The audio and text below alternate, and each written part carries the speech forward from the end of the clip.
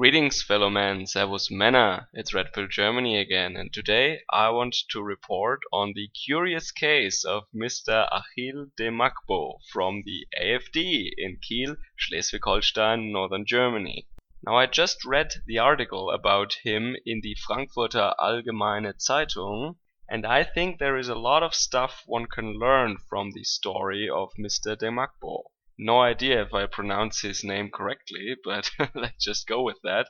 So of course he is an exotic figure in the AfD, of course, and many people might wonder why the hell is a guy from West Africa in the AfD? Isn't that a Nazi party?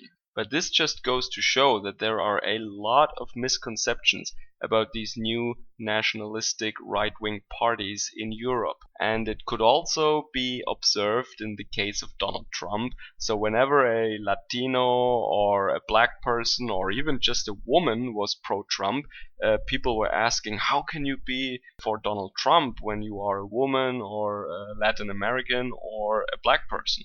And this just shows how deeply ingrained this left-wing propaganda, this globalist propaganda is in our society still, that people of color or foreigners can never be conservative, of course, and they must always be left-winged and liberal, right? So the left looks at people from minority backgrounds and basically claims them for their side. So these are our minorities, and they're the natural protectors of all minority groups against evil straight white men. But now back to the case at hand. So he was born abroad in Western Africa. By now he has the German citizenship and works as an interpreter in northern Germany. He came here to Germany in order to study, and already as a student, he says, he was very fascinated by the German way of thinking, by order and discipline, and by the way we organize our thoughts. He also says that he and his siblings were brought up in a very strict way by their parents. And I think that these German virtues, quote unquote, I mean, we don't have a patent on these virtues, but they are, of course, also ascribed to us, are very widespread in many African communities, I think. So I know some African men who are very conservative, even for my standards. So I think that is not a contradiction at all. That is actually very understandable. So he went to Germany and he studied here, he learned the language, and he had many positive experiences here. So he said that a lot of people were very helpful, very supportive, and he called Germany by now his second home. It is very interesting actually that he reports that he has been poisoned against Germans, or people attempted to poison him against German culture and German society, and I assume that these people must have been Marxists or left-wing people, because they told him that he as a black person should watch out in Germany, because the Germans who are politically to the right of the Social Democrat Party, which actually includes Angela Merkel's Christian Democratic Union, by the way, that those evil conservatives, they don't want him here and they will try to go after him. Yeah, he should watch out, especially as a black man. But he never made any such experiences, he says. So this was a clear attempt to poison him against German society. So he says that his convictions and basic values are pretty conservative, that he thinks the EU is anti-democratic and not legitimized by the people, and it is ruling against the people of Europe, that the EU failed, the Euro failed, and that multiculturalism also failed. Now, if you are at this point confused how a black person in Germany can say multiculturalism failed, then I guess you do not know what multiculturalism is. Because Mr. Demagbo clearly says that he wants to uphold German culture in Germany, that we need German culture as the dominant culture in Germany in order to have a functioning society. And this is the opposite of multiculturalism. Multiculturalism is a globalist Marxist beliefs that says that there shouldn't be any assimilation or integration, that all the different cultures should live parallel to each other and tolerate each other. This is, of course, doomed to fail because many cultures are superior to others which are inferior. Also, many cultures are incompatible or even hostile to each other. So this doesn't work.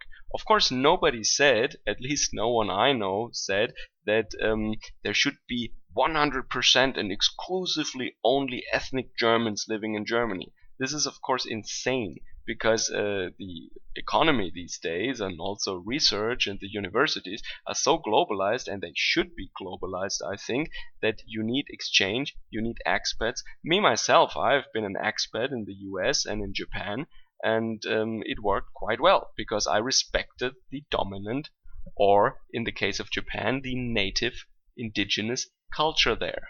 And I didn't attempt to interfere in their matters or change their culture or somehow colonize them. I also agree with Mr. Demagbo that we should tightly control and organize our immigration policies according to our needs and to the benefit of the society in Germany, and not to the benefit of the rest of the world. We're not some kind of hospital or some kind of goodwill station of the world. We have to take care that our country is prosperous, safe, and just. And one can clearly see that people in the AfD, even those evil Nazis in the AfD, they have no problem with him. He is actually the head of the AfD in the city of Kiel.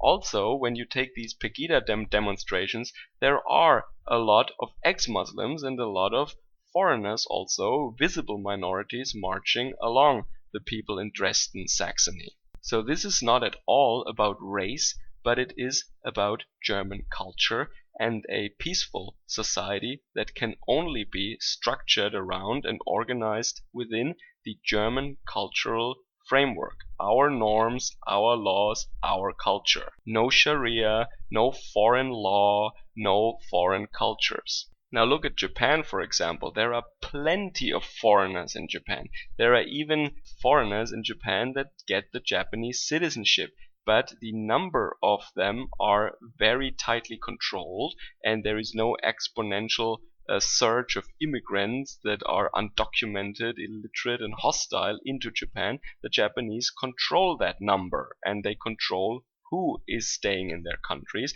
and they kick out who they don't want. And nobody in his right mind would claim that Japan is a multicultural country just because you find any kind of nationality in Japan, but they are minorities and they stay minorities, and that is the purpose of that all. Now, if a sound, intelligent, hardworking person like Mr. Demagbo comes to Germany and learns the German language and works here, he's more than welcome to do that. I don't think anybody has a problem with that. He can even become German if he likes it here so much and if he respects our law and our culture. And I think what is true for the AfD here, obviously, can also be said about other nationalist movements across Europe, I think. Another point I want to mention is that there was a study recently that found out that the AfD voters or sympathizers are actually average Germans and not lower income, frustrated, angry white old men. No, they are, in terms of education and in terms of income, pretty much average to a little bit above average in Germany. Now they differ, however, from the average when it comes to certain concerns that they have about our country and the future of our country.